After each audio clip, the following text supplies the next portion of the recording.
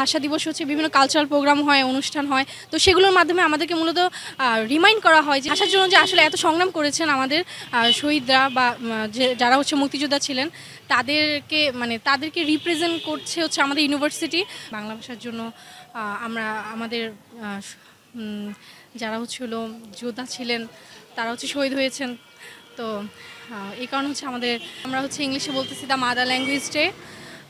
এই দিনে হচ্ছে কি বলবো, আমাদের ভাষা শহীদদের কারণে আমরা বাংলা ভাষা পাই।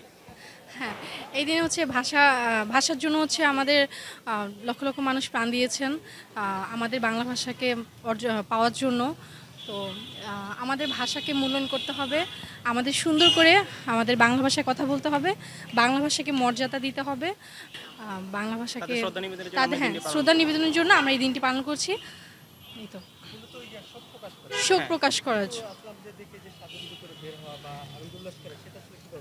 আসলে এটা তো আনন্দ উল্লাস না, বাট এটা তো আনন্দ না অ্যাকচুয়ালি, যেটা ও বলছে এটা হচ্ছে আমরা হ্যাঁ আমার ভাষার জন্য যে এত আয়োজন তো মূলত হচ্ছে হলো তা থেকে হচ্ছে হলো এই আয়োজন থেকে মূলত হচ্ছে আমরা শিখছি যে কীভাবে কি বলবো কীভাবে হচ্ছে কি বলবো বাংলা ভাষায়।